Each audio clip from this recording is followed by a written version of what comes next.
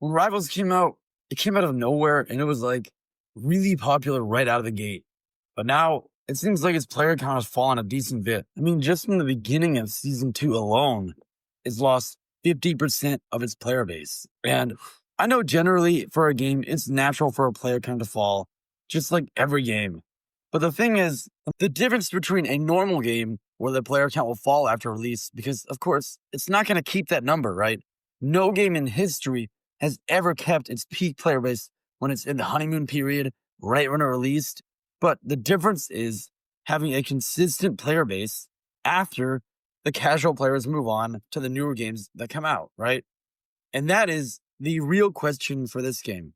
Will it slowly die off, or will it maintain a decent player base and have, spikes when the new seasons drop or when a new hero drops, that kind of thing? And to be honest, I really don't know, because it definitely seems like the public opinion on this game has gotten worse in the past few months, right? Like in the beginning of the game, people were just so happy with this game and they loved it. I didn't hear anything bad. I just heard everybody loving how new it was and how finally we got a different hero shooter to compete with Overwatch. And that's the big thing, right? Because everybody hated Overwatch. They were so sick of it. The player base and the company were in such a toxic relationship that to the players, anything would be better than playing Overwatch. So when Rivals came out, they didn't really look at the issues. All they looked about is how much better it was than Overwatch and that they finally had something different to play. I mean, holy shit. It's like when you have two parents and one parent is beating you and the other parent is just yelling at you. You're like, well, fuck. I'd rather just get yelled at. That's better, even though both are terrible to the kid. I mean, hell, you'd rather get yelled at than abused, so it seems better.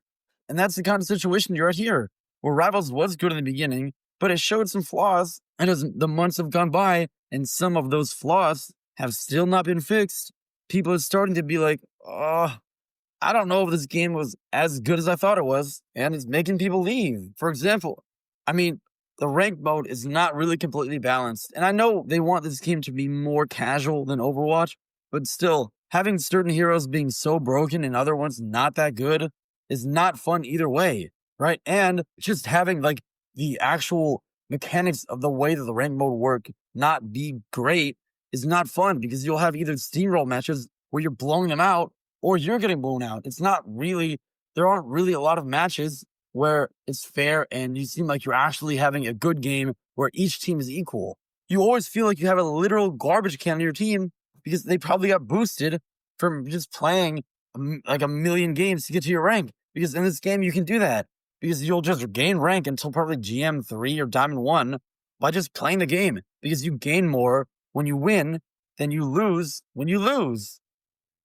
And that's not really a recipe for a fun rank mode, which most people are going to play, even if it's a more casual game.